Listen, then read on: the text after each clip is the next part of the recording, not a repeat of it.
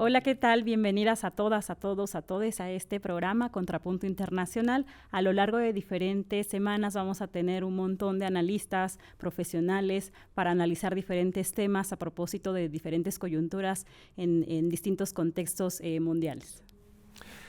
Sí, y el día de hoy tenemos un programa muy importante, es el primero de la serie, va a ser sobre el genocidio en Gaza y tenemos a un par de invitadas maravillosas realmente. Una es Silvana Rabinovich, y la otra es Maren Mantovani. Silvana Rabinovich es investigadora de la UNAM y es una voz fundamental de académicos contra el genocidio y por Palestina. Ella deconstruye desde la filosofía política cómo Israel instrumentaliza mitos bíblicos para encubrir crímenes de guerra. Su obra, La Biblia y el Dron, revela el vínculo entre narrativas mesiánicas y tecnológicas de exterminio en Gaza. Es un gusto tenerla aquí con nosotros. También tendremos una entrevista a distancia con Maren Mantovani. Ella es coordinadora de Relaciones Internacionales de Stop the Wall, Alto al Muro, una campaña palestina de base que resiste a la ocupación israelí. Además es integrante del Secretariado Internacional del Comité Nacional Palestino del BDS, Boicot, Desinversión y Sanciones, la mayor coalición de sociedad civil palestina que impulsa el movimiento BDS global. Durante 15 años ha trabajado en América Latina, Asia y África, fortaleciendo redes de solidaridad con la lucha palestina. Es autora de estudios pioneros que exponen las relaciones militares de Israel con regímenes represivos, la complicidad corporativa internacional en el apartheid israelí. Entonces, primero vamos a entrevistar a Silvana y después, a la mitad de la entrevista con Silvana, vamos a tener la entrevista con Maren y volvemos con Silvana. Muy bienvenida, Silvana. Muchas gracias por la invitación. Y bueno, vamos a seguir hablando de Palestina. Sí, es un placer tenerte acá, Silvana. Sabemos que acá eres una referente, tanto en México, en América Latina, y es bien importante toda esta labor que estás haciendo, porque también desde acá estamos haciendo activismo político, seguir hablando de Palestina, seguir hablando de las cuestiones en Gaza, en Palestina, en el Medio Oriente en general. Eso es una labor que siempre se aprecia. Es un deber humano, un deber como mexicanos, por el humanismo mexicano, en mi caso particular, un deber como judía también, velar por la vida en Palestina. Claro, así es. Bueno, como para empezar esta discusión, hablaremos justamente de esta reciente administración de Donald Trump, que está hablando precisamente de una supuesta tregua, cese al fuego, justamente en lo que él llama como la guerra contra Gaza. En este sentido, dice que hizo una propuesta a Hamás y que es lo mejor que puede esperar. Entonces, ¿qué nos puedes decir de esto, Silvana? ¿Está negociando realmente con las y los palestinos o es más bien una cruel extorsión, considerando desde luego que es una población que está enfrentando un genocidio desde hace casi 2 años? Sí, absolutamente la segunda, o sea, no hay partes, no hay ninguna simetría, pero ya decir que no hay simetría queda corto, ¿no?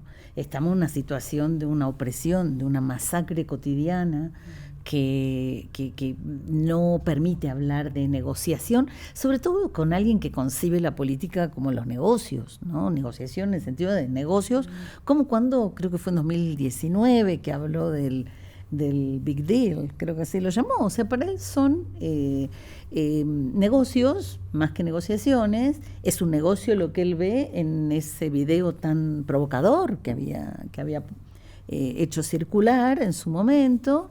Es algo que tiene su eco en el hebreo, porque cada una de las palabras que se usan para operación, o sea, cada vez que el Estado de Israel, el ejército de Israel atacaba a la Franja de Gaza una vez que ya estaba libre de población judía y estaba completamente sitiada por aire, mar y tierra, desde el 2008, recordamos y fuerte, pero antes también había habido operaciones, y la palabra operación en hebreo también significa oferta, ¿sí? En economía.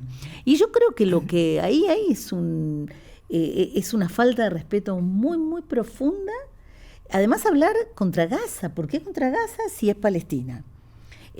¿Por qué hablar contra Hamás si no estamos hablando con Likud contra Hamás? ¿No? Digamos, nunca hay simetría, pero en las palabras falta completamente. Y me parece que ahí tenemos que poner el acento. Hay es eufemismo tras eufemismo, pero incluso ya no se maquillan tanto las palabras, porque como es el brutalismo en la política, se dicen cosas para choquear, ¿no? Para golpear, y entonces cualquier cosa que venga después es aceptable, ¿no? Como en la doctrina del shock. A mí me parece que en este caso no nos podemos tomar en serio. Es una afrenta, sigue siendo tan ofensivo hablar de términos de un acuerdo con Gaza, o sea, ya empecemos porque la Franja de Gaza es un territorio producto de la resolución 181 de las Naciones Unidas de noviembre del 47, de partir la tierra, ¿no? Y además, ese caso específico de esa franja de menos de 400 kilómetros cuadrados en la que viven hacinados, refugiados múltiples que han venido desde la Nakba del 48, pasando por distintos países, muchos, y llegando finalmente ahí a esa situación en la que estaban antes del 7 de octubre del 2023, que era de un racionamiento digno del gueto de Varsovia, pero que, bueno, ahora ya ha alcanzado grados criminales, ¿no? Cotidianos, en lo de la ayuda humanitaria, etc. Sí, solo para aclarar, por si alguien en la audiencia no sabe de la Nakba o del gueto de Varsovia, creo que es importante los dos, ¿no? La Nakba es este momento en 1948, cuando Gran Bretaña, que tenía ocupada Palestina, se retira de manera que los sionistas puedan crear el Estado de Israel. Se crea el Estado de Israel, pero ya antes de crearse habían estado expulsando a los palestinos de sus casas, de sus tierras en el campo, y provocaron un éxodo masivo, una expulsión de cientos de miles de personas en una época en la que la población en general de ese territorio era muy pequeña, era una mayoría de la población, digamos, y la expulsaron de lo que después se convirtió en Israel, y unos se fueron a lo que ahora es Cisjordania y otros a lo que ahora es Gaza, ¿no?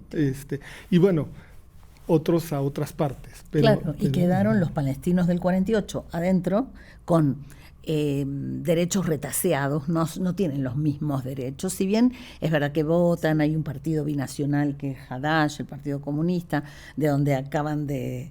Bueno, hace un tiempito muy corto, ¿cómo se llama esto? El impeachment. Sí, el desafuero. Desaforaron a Ayman Odeh, ¿no? A un diputado palestino que abogaba por una convivencia, ¿no? Y hay masacres que son emblemáticas de la Nakba, como la masacre de Deir Yassin, la de Tantura, la de Lida, o Lod, donde está ahora el aeropuerto, que son... que han sido dirigidas o por lo menos codirigidas por quienes después fueron primeros ministros del flamante Estado de Israel. Entonces, digamos, el hecho de hacer atentados, y voy a usar con comillas la palabra terrorista, en el sentido de aterrorizar a la población civil, eso lo habían hecho previamente Menachem Begin, Yitzhak Shamir, el mismo Yitzhak Rabin, que quedó en la historia como un hombre de paz. Otro Premio Nobel de la Paz fue Shimon Peres, que por los años 50 negoció con los franceses la instalación de la central nuclear de Dimona, ¿no? Que, como dice el historiador Amnon Raz Krakowski, es el sucedáneo del Tercer Templo, ¿no? Porque tiene las mismas características. O sea, no se puede hablar de la central, no se podía hablar hasta que Mordejai Vanunu lo hizo en el 87. Sí. No se puede visitar, hay como una especie de sumos sacerdotes que saben cuál es el día del juicio final, ahí, ¿no? En fin, hay una teología política nacional colonial criminal en este momento en su fase más genocida, más abiertamente genocida, que se está desplegando. Sí, y esto es bien importante porque entonces nos vuelve a traer a la historia que esto no empezó el 7 de octubre de 2023, sino que es un proceso histórico que se ha ido consolidando con mucha fuerza, no nada más en términos militares, sino políticos, sociales, está produciendo además identidades, subjetividades y demás que están arraigando justamente en estas poblaciones el miedo al otro, a ese desprecio a las y los palestinos. Pero siguiendo como con esta línea que argumentábamos en las últimas semanas, vimos que en la última visita de Netanyahu a Washington, Netanyahu le anuncia a Donald Trump esta cuestión de que lo nominó al Premio Nobel de la Paz, ¿no? Entonces, en ese sentido, ¿qué sentiste cuando escuchaste esto? ¿Cuál es tu opinión? ¿Cómo podemos interpretar esto? Gracias. Yo soy muy sensible al lenguaje, trabajo en el Instituto de Investigaciones Filológicas, ¿sí? Me dedico más a la teología política y la ética, pero el tema del lenguaje es crucial, ¿no? Porque produce realidades. Y a mí me hace pensar últimamente que si bien desde los griegos hasta el siglo pasado los políticos estudiaban retórica, ahora ya no, es el arte de la provocación.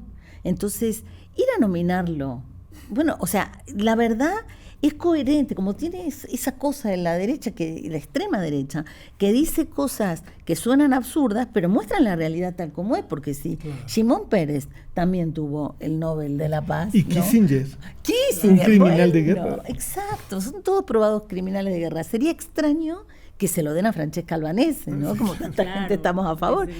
Pero bueno, como ellos son un poquito más grotescos, pero finalmente ellos muestran la verdad de este sistema y es muy monstruoso decirlo porque juegan con vidas de personas que, como bien decías, crean subjetividades, ver esas miradas de los niños, ¿no? Saber en cuántas familias quedaron niños huérfanos o de los dos padres o de un solo padre o familias enteras borradas. Hay cifras que son escalofriantes y todo eso crea subjetividades. Y del otro lado, lo que decía Gilberto, hay un apoyo, ¿no?, de parte de la población israelí.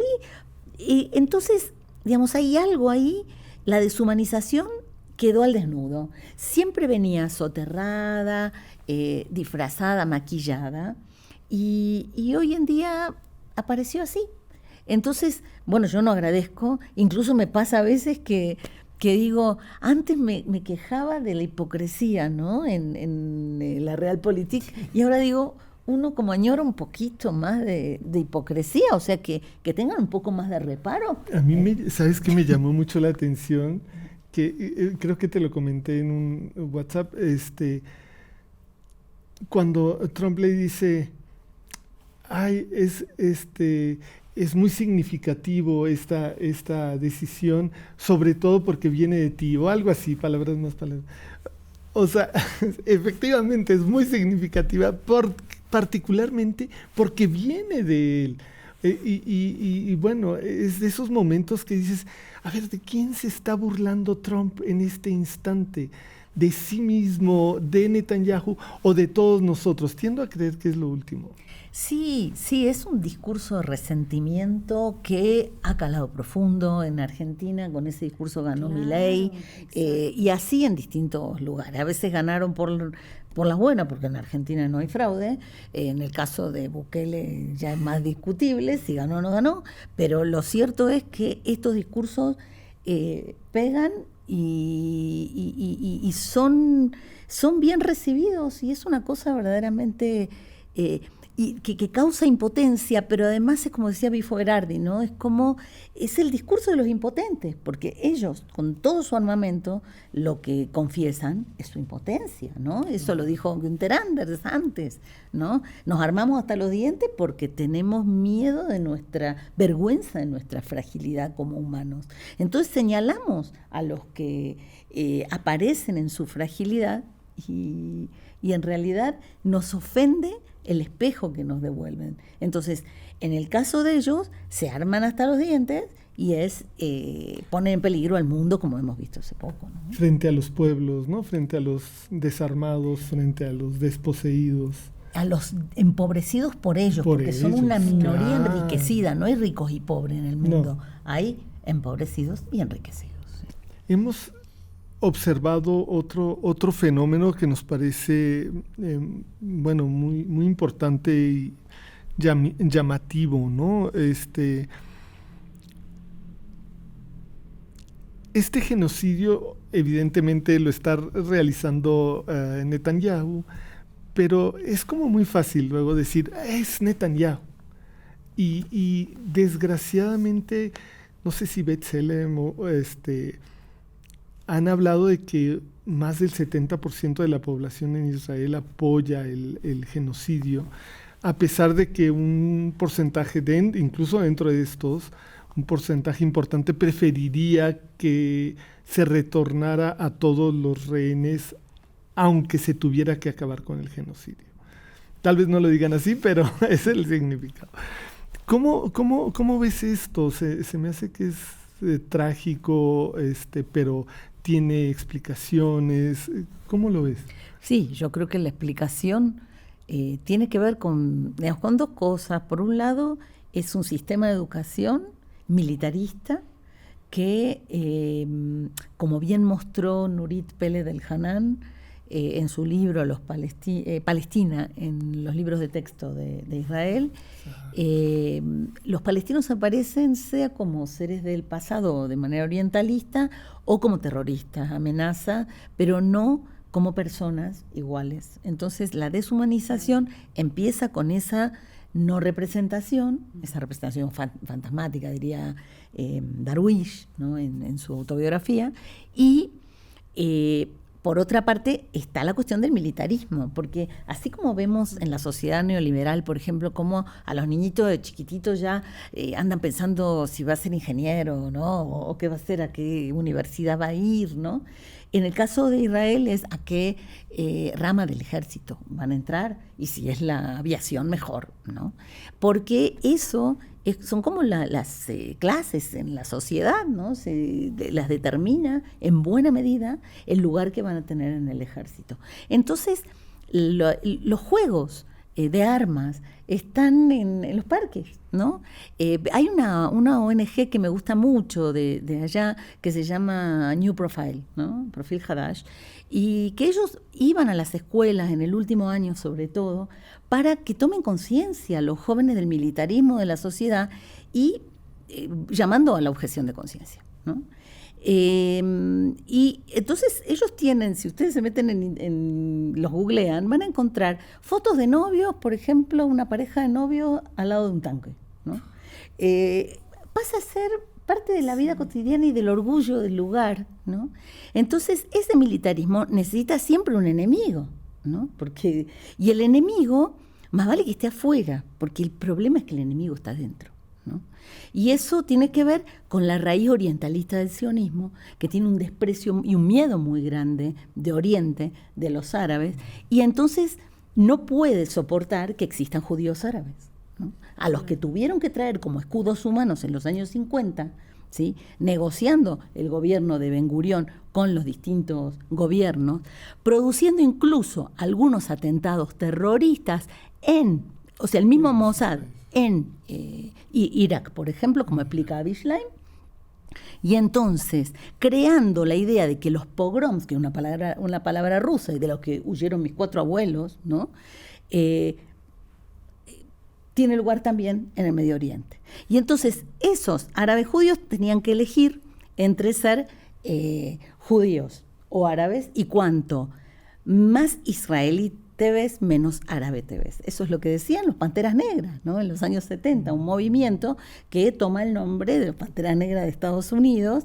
Charlie Beaton fue uno de los más famosos así de este grupo, y que mostraban digamos, el desprecio y la subhumanización de los judíos árabes. Para evitar eso, se los coopta y se los pone a odiar y a usar su lengua, que era la llave del entendimiento, únicamente como lengua de espionaje para aniquilar al enemigo. Entonces nos vemos en esa, salvo honrosas excepciones, por supuesto, ¿eh? Sí, esto es interesante. Bueno, podría hacer 1000 preguntas yo sobre este tema, pero es interesante porque hay ese miedo demográfico que dicen tener a los palestinos, que no, o sea, bueno, es todo un tema, ¿verdad? Pero porque tiene muchas implicaciones, 2 estados, un estado, apartheid, no apartheid, pero sin entrar en todo eso, me llama la atención porque pareciera que ese peligro demográfico sí les llegó con los judíos árabes, no con los palestinos. Pero sí, bueno, las cosas atroces que se saben, hay mucho para decir sobre esto. Primero, sobre el cálculo demográfico. Hay un libro que a mí me parece muy importante para entender un poco lo que se movía dentro del sionismo, las discusiones internas, que es Una tierra para dos pueblos, de Martin Buber, ¿no? En este libro se puede ver varias cosas. Una, un texto de él donde él habla de que el cálculo demográfico es inmoral. Él dice, no puede ser que habiendo sido una minoría perseguida, nos volvamos una mayoría perseguidora. Segundo, en ese mismo libro, en el año 1929, y esto está relacionado a la pregunta anterior, Hans Kohn, que era un activista sionista, renuncia después de las revueltas en Hebrón, en Safed y en Jerusalén, porque dice, el sionismo no es judaísmo, dice él. O sea, si el sionismo es replicar este colonialismo racista, yo me retiro, dejo de ser sionista en este momento, ¿no? Entonces, esa renuncia, donde él describe la revuelta en Hebrón, sobre todo, que yo la leí creo que contigo en octubre de 2023, porque decía lo mismo que se podía decir del 7 de octubre de 2023. Esto es una revuelta, una típica revuelta colonial, donde no se les puede pedir que respeten reglas de guerra a quien no tiene un ejército, ¿no? Y nosotros somos los colonialistas en este caso. Entonces, el tema de la amenaza demográfica ya pasa a un paso más criminal, en el que se llama, y eso ha ocurrido en el Parlamento israelí, de llamar por parte de diputadas de extrema derecha a asesinar a madres embarazadas, ¿no? A mujeres embarazadas palestinas, y hay gente que circula con playeras del 2x1, ¿no? Con una silueta de una embarazada. O sea, hay incluso ese lenguaje de la economía que siempre se cuela, ¿no? Porque tú dices, ¿por qué el 2x1 es una cosa muy de la economía? Y bueno, hay más para decir.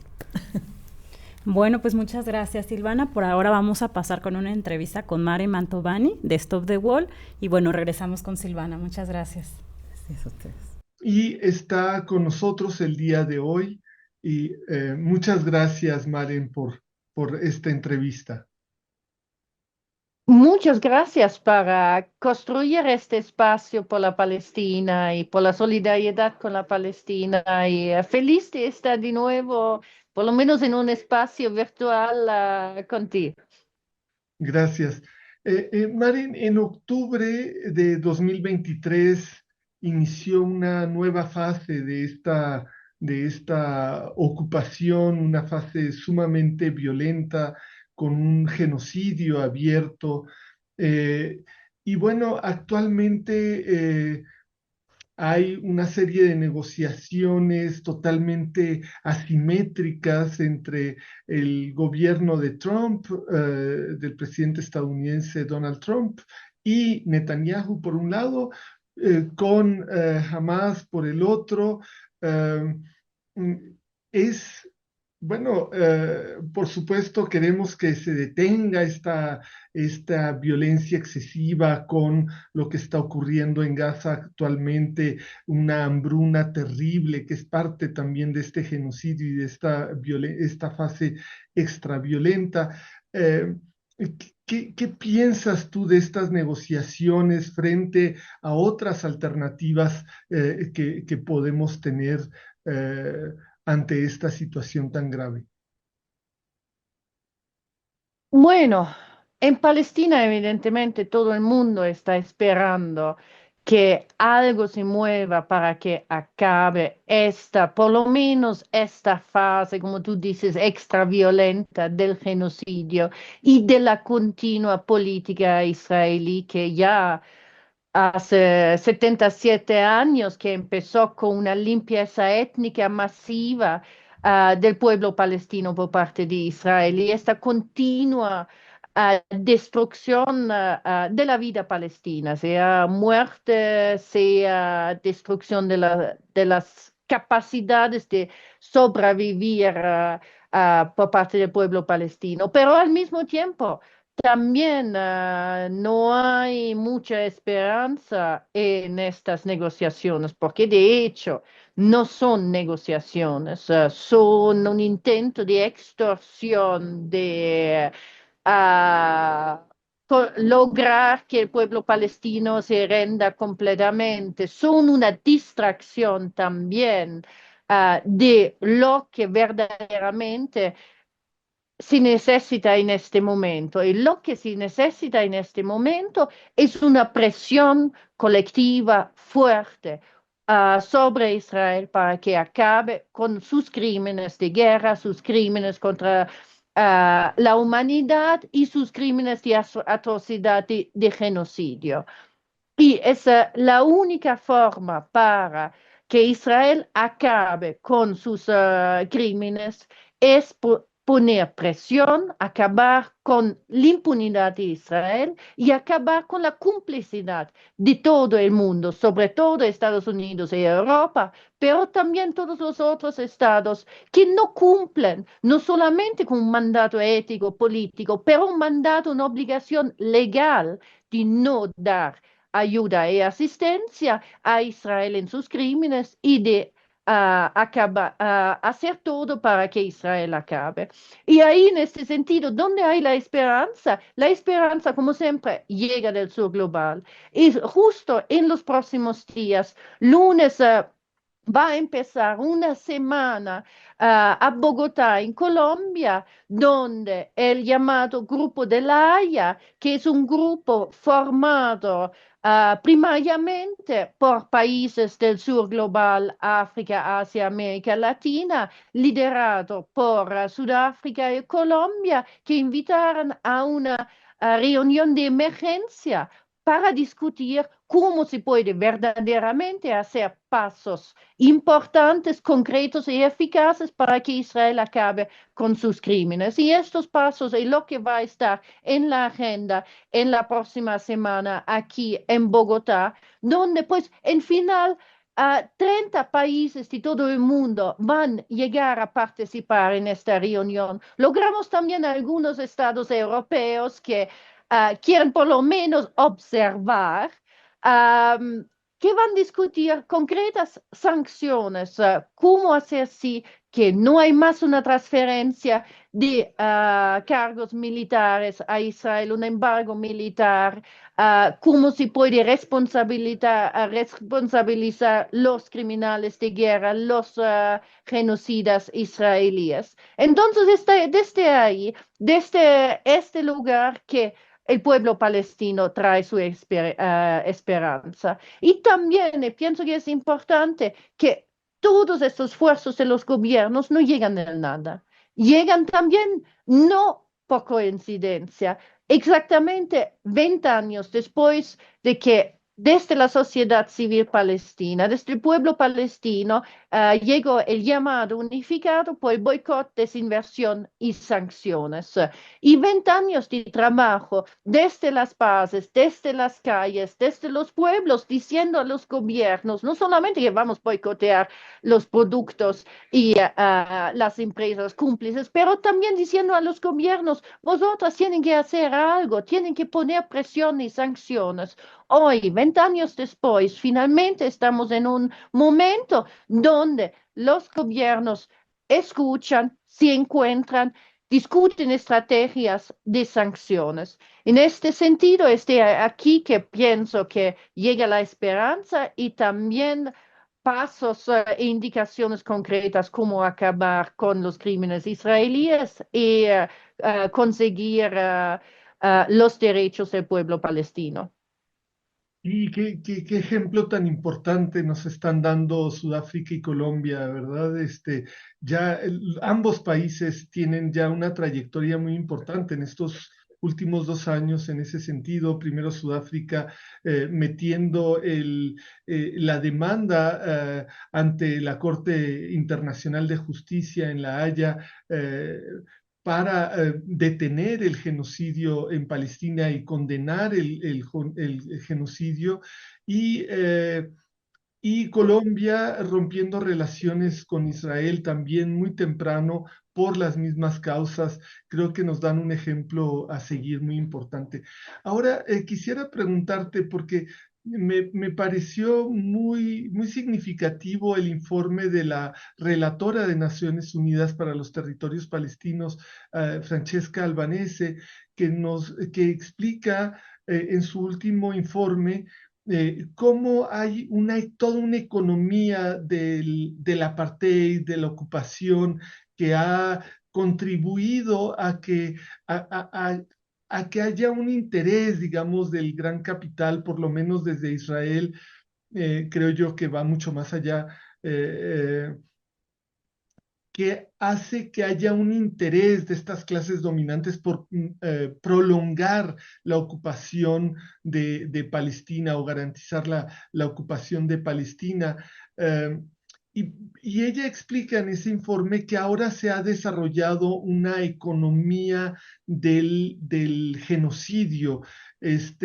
Y bueno, creo que de esto, que me parece importante, se derivan por lo menos dos preguntas, o bueno, una sola, pero ¿cómo el BDS logra golpear los puntos débiles de esta economía del genocidio y del apartheid, para revertir o para mostrar que eso no debe ser eh, como un objetivo legítimo de estas empresas como Elbit Systems en Israel o Martin Lockheed en Estados Unidos, que son empresas que se benefician muchísimo? ¿Cómo ves esto?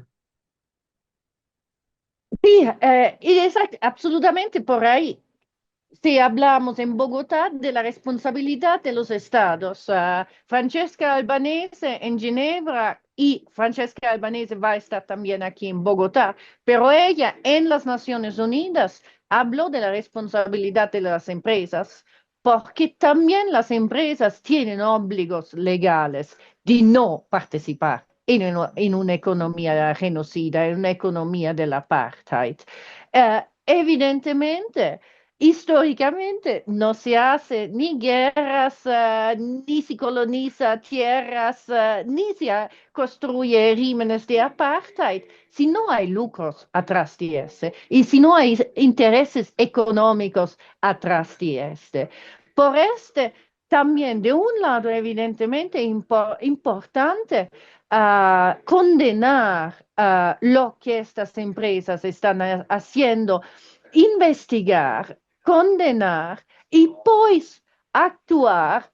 Y ahí nos como personas, como consumidoras, como personas que hacen parte de sindicatos, universidades, otros espacios donde se hace contratos con estas empresas cómplices, de actuar para que revertamos exactamente esta lógica, que participar en una economía genocida, en una economía del apartheid, no trae más lucros a estas empresas, pero al contrario, que tienen que pagar un precio, porque este va a cortar una de las motivaciones fundamentales por las cuales Israel y sus crímenes continúan uh, en el Medio Oriente. Y en este sentido, pienso que el movimiento de BDS ha demostrado que no solamente logramos a condenar, logramos también hacer sí que una presión popular global logra a imponer también a las grandes multinacionales de retirarse de estos negocios sucios, criminales que están cometiendo. Hay varios casos. El último fue, uno de los últimos y más grandes fue la Intel, una de las más grandes empresas de la alta tecnología, que tenía que congelar unos 15 billones de dólares, 15 mil millones de dólares en investimentos en Israel por presión que logramos. Y es importante también destacar el papel de la alta tecnología, de Microsoft, de Amazon, de Google, que están ahí para posibilitar a Israel de continuar sus crímenes a través de los servicios de Internet, de tecnología que están dando. El otro es evidentemente las empresas energéticas, sea este la Chevron o la Glencore, la Drummond, que o importan la energía a Israel, que Israel necesita para hacer funcionar su máquina de guerra, su máquina genocida, o exploran por Israel gas que ni es de ellos, para empezar, pero que ellos controlan para dar más dinero y financiar este genocidio.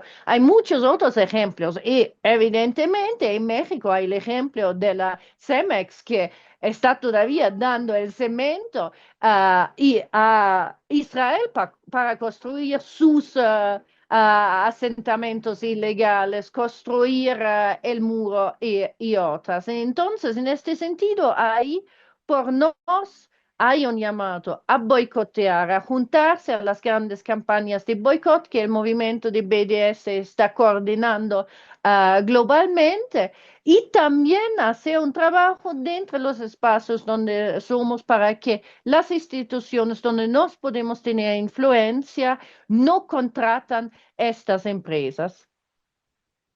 Y bueno, sí, hay muchas empresas que están íntimamente integradas con este sistema, ¿verdad? Luego nos imaginamos solo las militares. Aquí en México creo que podríamos hacer mucho pues para romper con estas empresas, hacerles sentir, ¿no? Que al menos les cueste algo esa colaboración con todos estos crímenes de apartheid, que como sabemos es un crimen catalogado en la legislación internacional como tal, un crimen, y el genocidio ni se diga.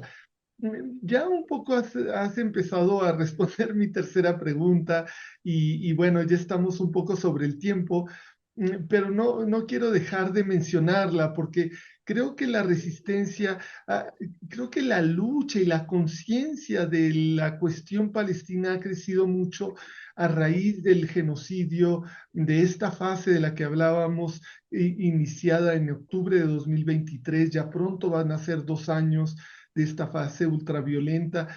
Hay mucha conciencia, vemos en los espacios menos esperados gente con cufias que claramente hacen relación a esto. Sin embargo, en algunos países, particularmente en los países más ricos, en Estados Unidos, en Europa Occidental, hay una represión tremenda también en contra de la gente que se manifiesta públicamente. Lo hemos visto hasta en conciertos, ¿no? Que hay algún personaje también que poco nos imaginábamos, que habla en contra del genocidio, que en contra de las fuerzas de defensa de Israel por genocidas, y los castigan, ¿no? Y el castigo no solamente es hacer eso, algunos individuos es contra cientos o miles de estudiantes, hasta contra universidades. Pero por supuesto que la lucha va mucho más allá de eso, ¿no? Entonces, desde el BDS, desde esta campaña que tú ayudas a coordinar, ¿cuáles son los desafíos que enfrenta actualmente la lucha en contra del genocidio y en solidaridad con el pueblo palestino?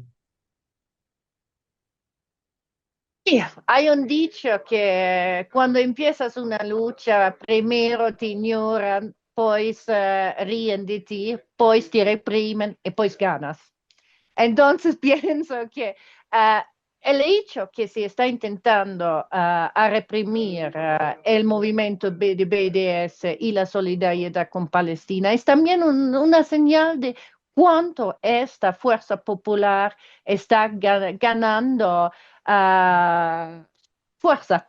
Y hay el hecho que desde el 2014, desde 10 años atrás, que Israel ha dicho claramente que el movimiento de BDS es una amenaza estratégica por la continuación de sus crímenes. Y desde entonces que estamos viendo intentos coordinados por parte de Israel de reprimir la solidaridad, en particular el movimiento de BDS, colaborando con evidentemente las fuerzas políticas como tú dices, Estados Unidos, Europa, Alemania, uno de los países peores en este sentido. Pero tengo que decir también que con todo el dinero que gastaron para reprimir este movimiento de BDS, no lograron prácticamente nada. Y pienso que ahí hay unos puntos fundamentales. El primero es que frente a lo que está pasando, los pueblos se están levantando. Tú no puedes reprimir millones y millones de personas que no pueden más ver estas imágenes absolutamente horribles. En segundo lugar, es que como movimiento de BDS, y ahí cada una que hace parte también del movimiento de BDS, tenemos que tomar cuidado. Tenemos que cuidarnos, estamos pensando cómo hacemos nuestras estrategias no violentas, antirracistas, pero pensando cómo cuidarnos y al mismo tiempo ser el más eficaz posible. Cayéndose fácilmente en la represión nos hace menos eficaz.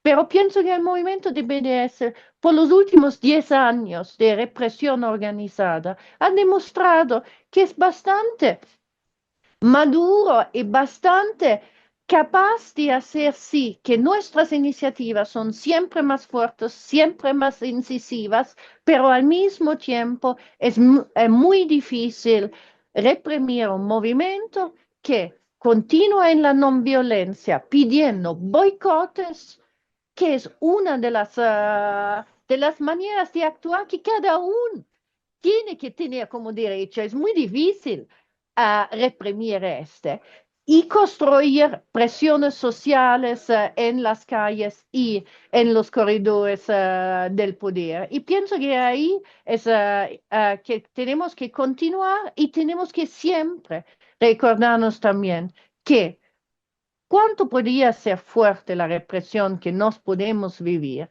no es absolutamente nada respecto a lo que está pasando a todo el pueblo palestino y sobre todo a quienes están en Gaza. Los héroes, las heroínas que están verdaderamente sufriendo y nunca tenemos que tirar el foco de ellos y ellas que están ahí en Gaza, en Palestina, resistiendo con esta resiliencia absolutamente increíble.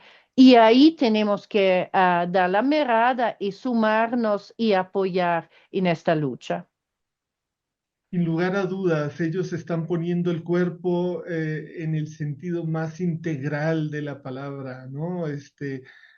Muriendo de hambre, 80 días con cero ayuda humanitaria y luego ahora estos meses, ya casi 2 meses de una Gaza Humanitarian Foundation, que de humanitarian no tiene más que el nombre, una organización genocida que atrapa a los palestinos en Gaza para que les disparen impunemente las fuerzas israelíes de ocupación y ellos mismos, sin lugar a dudas.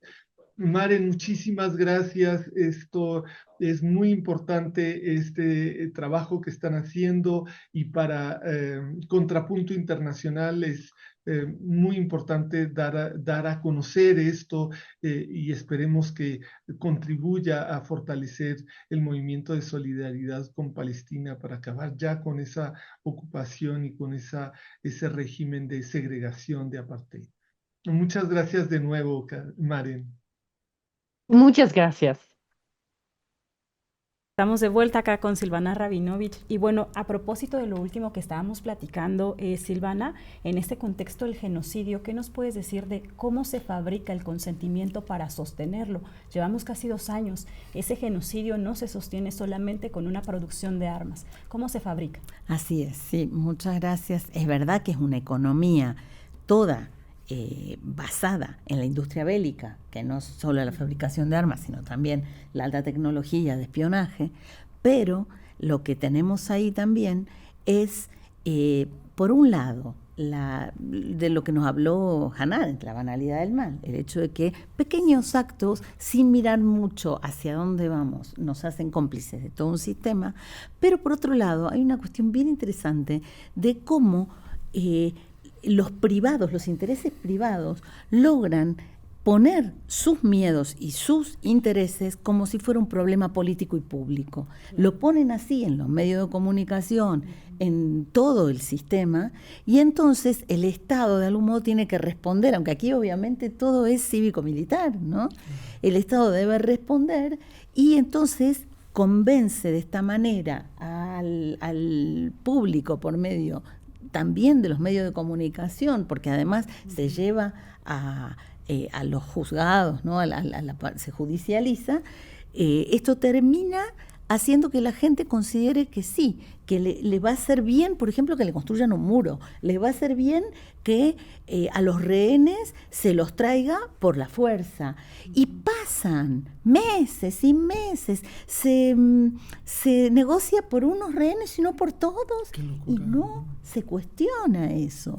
Y no se cuestiona el bombardeo, que también afecta a los rehenes, y no se cuestiona que el alimento y el agua potable, o sea, están los rehenes en esa situación. Entonces hay algo que logran, y los medios de comunicación son fundamentales para eso, además de que se exacerba toda una serie de elementos muy, muy elementales, del mal elemental, ¿no? Viscerales, que viene de algo que ahora suena mucho, que es el kahanismo, ¿no? Por el Rav Meir Kahana.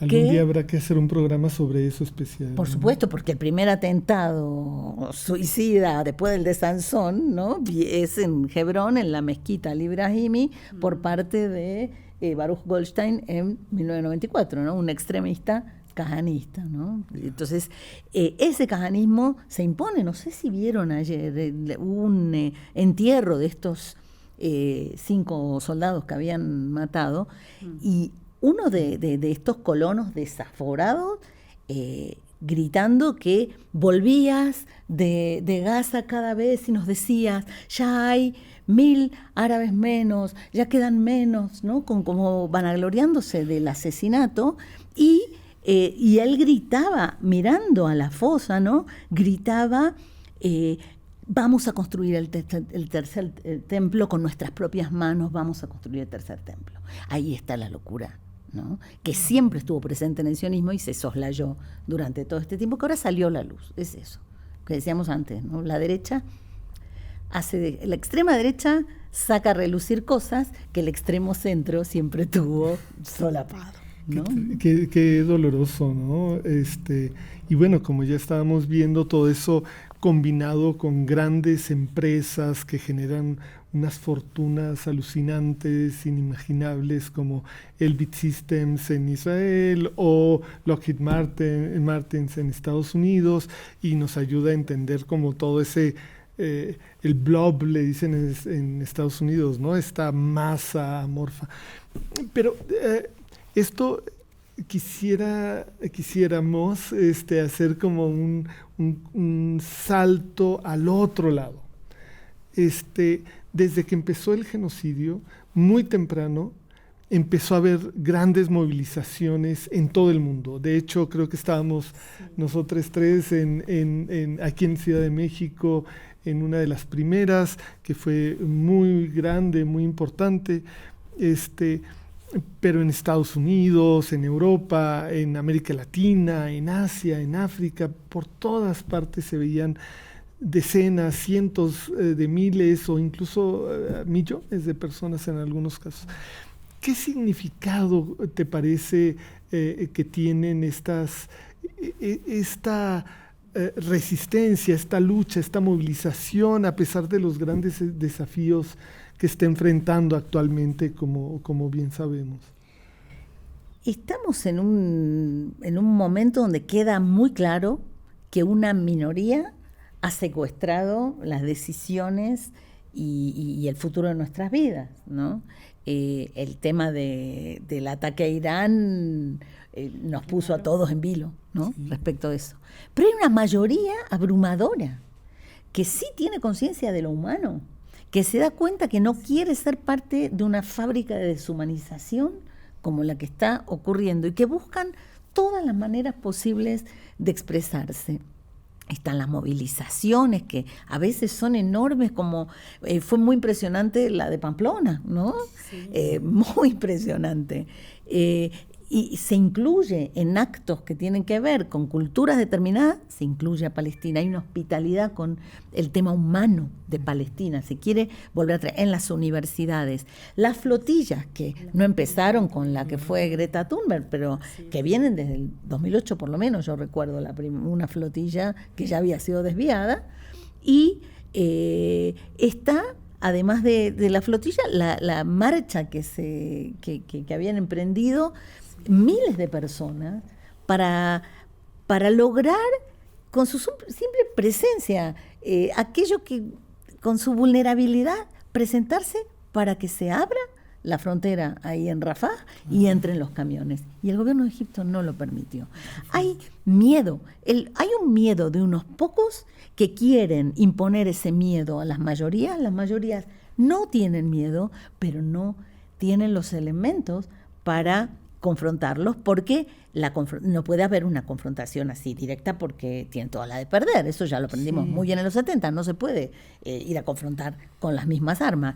Ahora vemos, por ejemplo, nos acabamos de enterar que con drones muy baratos, chinos, cargados de granadas, se está masacrando todos los días a las personas palestinas, a niños, a cualquiera, ¿no? A cualquiera que se mueve.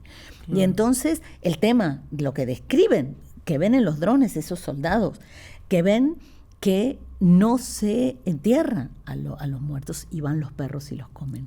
Todo eso indigna profundamente y nos hace sentir nuestra impotencia, pero nos hace cada vez volvernos más creativos en querer que se vea, ¿no? Que se note, que se detenga, sobre todo las cosas que se detengan, ¿no? Sí, es que es un genocidio. Hay una obligación incluso legal de detener los genocidios. Bueno, los países, lo que han hecho el Grupo de la Haya, ¿sí? Que esperamos que México ya se anime, ¿no? Porque está tardando demasiado. Y a mí ya me está preocupando, porque digo, si dijimos, ¿no? Que colaboración sí, pero subordinación no. Yo creo que acá hay una subordinación a la imposición que está poniendo Estados Unidos, y me parece que es importantísimo correrse desde el humanismo mexicano de ese lugar. Pero a nivel de la calle, sí, en las universidades se escucha. Y bueno, algunas universidades incluso dieron el paso de cortar relaciones, ¿sí? Otras no. No sé, habrá que buscar las maneras más creativas, a lo mejor llamar a más espacios libres de apartheid, ¿no? Y de genocidio, porque ahora, ¿quién puede no hablar de ese genocidio, ¿no? Sí, bueno, perdón, pero vi que algunos gobiernos, la Unión Europea empezó a hablar, luego ya se callaron y ya empezaron a colaborar de otras maneras, incluso en la guerra contra Irán estaban apoyándolos abiertamente, una desvergüenza total me parece. Pero hubo una idea que me pareció interesante de parte de Gran Bretaña, Alemania y Francia, que decían, bueno, tenemos un acuerdo de libre comercio con Israel, pero si se están violando los derechos humanos al grado de que ni siquiera se permite la entrada de alimentos, y hay que recordar, fueron 80 días sin la entrada de nada de alimentos, y después ya van cerca de 2 meses con una entrada de alimentos que es de lo más cruel, que se utiliza como carnada literalmente en un experimento con ratones, y luego se les dispara cuando van por los alimentos, una cosa de lo más deshumanizante y cruel.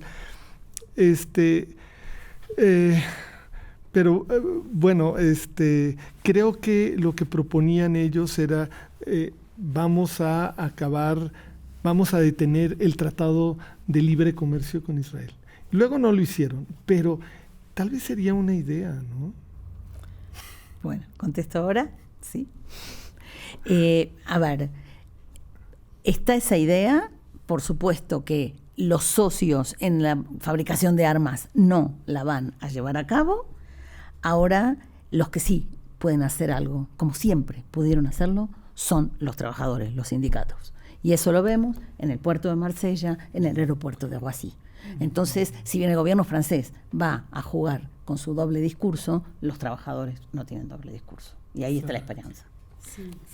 Bueno, como para ir también cerrando esta conversación con Silvana, queríamos dejar esta última pregunta a propósito de la cuestión de la deshumanización. Desde que inició el genocidio en octubre de 2023, pues los poderosos aparentemente se sienten con la libertad de distinguir entre lo que reconocen como seres humanos con plenos derechos y a otros a los que parecen catalogar más bien como animales humanos, en palabras de Yoav Gallant, que es un general israelí. En este sentido, ¿acaso el genocidio está marcando un hito en la historia de la humanidad? ¿Qué piensas tú, Silvana?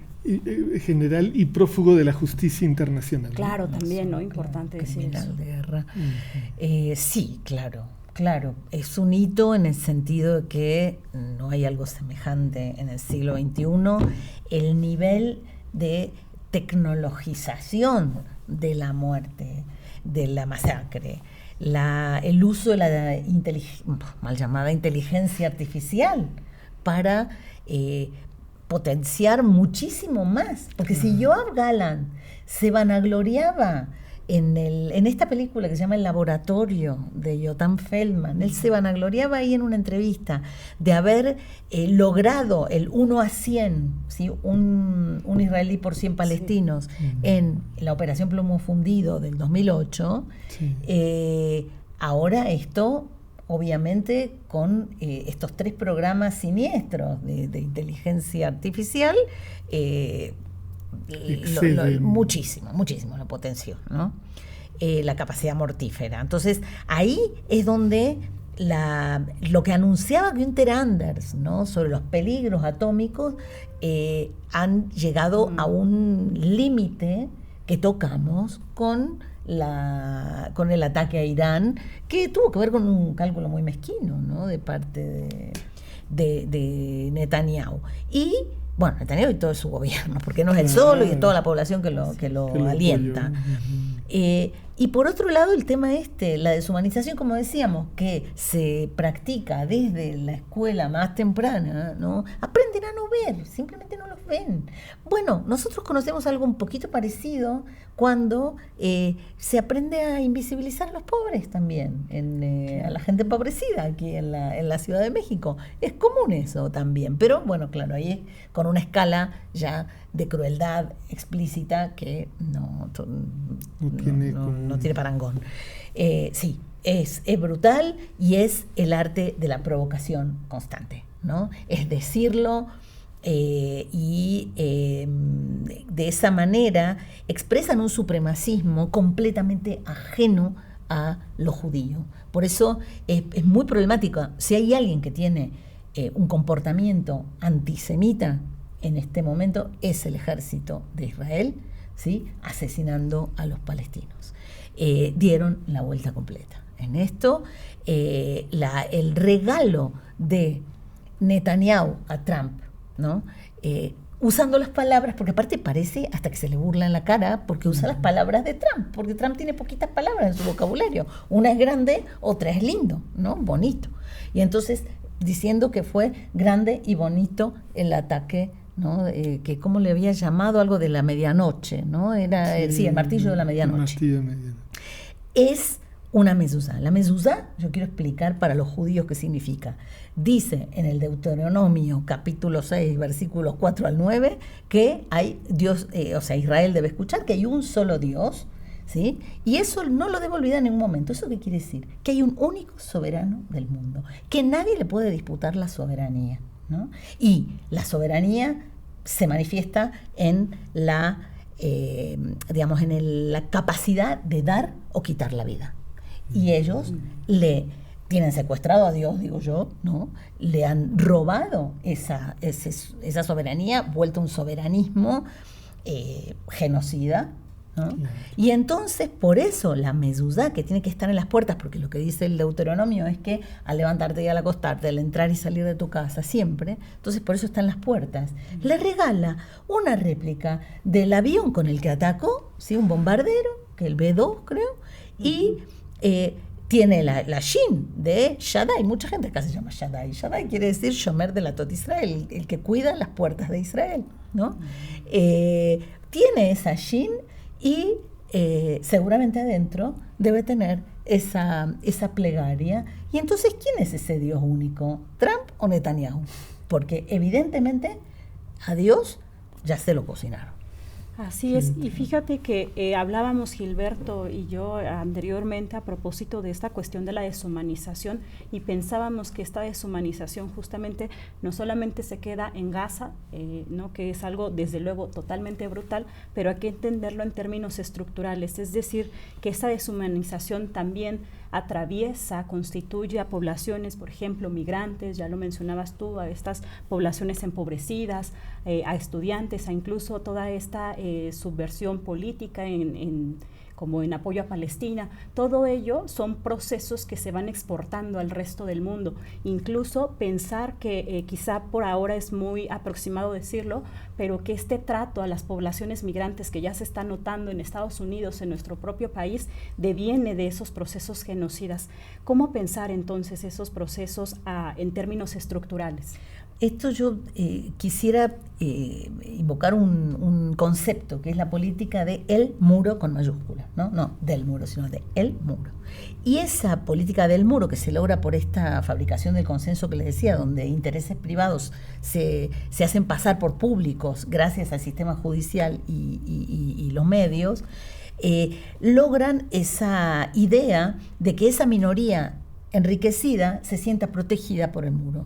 Nosotros en la UNAM habíamos hecho un proyecto que yo tengo que se llama Heteronomías de la Justicia, es decir, justicia del otro, que no es justicia para el otro, sino justicia del otro, que es la que me devuelve el espejo de lo injusto de mi orden, ¿no?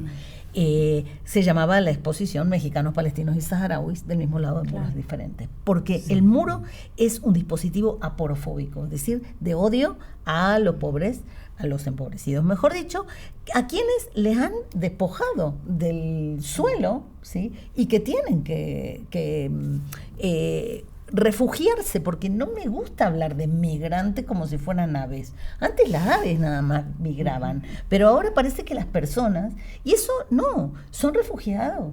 ¿Sí? Claro. Y entonces esas personas que van a buscar algo de vida, ¿sí? Algunas migajas de vida, son tratadas con todo esto que se experimenta de manera concentrada en el sentido de la esencia, ¿no? Como los perfumes, ¿no? Lo más concentrado en la Franja de Gaza, pero eso por supuesto que se exporta, y nosotros tenemos, por ejemplo, el BEAD Systems en este muro que nos construyó Clinton, porque no hay que decir que es de Trump solamente. Trump le agrega cosas para que sea más negocio. Sí. Y lo que hablábamos al principio del gueto de Varsovia, ¿no? Ese encierro, ¿sí? Ese cálculo sobre lo que tiene derecho o no a recibir de alimento, de salud, cualquier persona. Escuchaba un hermoso video de un sabio, que es Noam Chomsky, que hablaba de los últimos días de Trump. Y él dice, bueno, o sea, aquí hay algo muy digno para hacer y es urgente, ¿no? Y tiene que ver, eso agrego yo la palabra, con la confianza que crea comunidad y que ponen hasta aquí, porque, digamos, nada de esto que se arroga realismo político es real, es lo más fantasioso y una fantasía verdaderamente letal. No sé cómo se creen excluidos de eso. Sí. Bueno, nuestras universidades, ¿no? Está, perdón, el programa, el proyecto de Starshot Breakthrough, ¿no? Que nos legó Stephen Hawking, donde cientos de millones de dólares están puestos para ver si hay vida en Alpha Centauri, mientras se incendia todo acá. Sí, y me parece muy apta este concepto que usas de empobrecidos y no pobres, sino que pobres pareciera que ya lo son y bueno, ni modo, así lo quiso Dios. No, empobrecidos. En realidad, esta gente no migra por deseo, sino porque el sistema económico capitalista mundial, del que se aprovechan precisamente ese tipo de compañías como las que ya mencionábamos, por supuesto, Lockheed Martin y el BEAD Systems, están generando esa pobreza, están generando ese subdesarrollo en el resto del mundo y están generando, por lo tanto, esa migración que no es como la de las aves que lo hacen, bueno, y ahora con el cambio climático, quién sabe, ¿verdad? Pero un poco voluntario. Normalmente lo hacían por deseo. Entonces, Y bueno, esta deshumanización que creo que sí, Gaza está, a pesar de que hay una movilización y una conciencia bastante grande en la gran mayoría de la población mundial de que esto es inaceptable, deshumanizante, pero parece que nos lo quieren hacer sentir como algo normal, inevitable. Exacto. Sí, lo que no tenemos que resistir a la normalización. Exacto. Bueno, muchas gracias de nuevo, Silvana, Iraís. Gracias. Yo soy Gilberto y esperamos que nos sigan, que estén al pendiente de los demás programas que vamos a hacer acerca de diferentes temas de la política internacional. Vistos no solamente desde el punto de vista de los poderosos, sino siempre tratando de tener muy presente el punto de vista de la población, de la gente común como nosotros. Y bueno, aquí nos vemos. Muchas gracias. Gracias.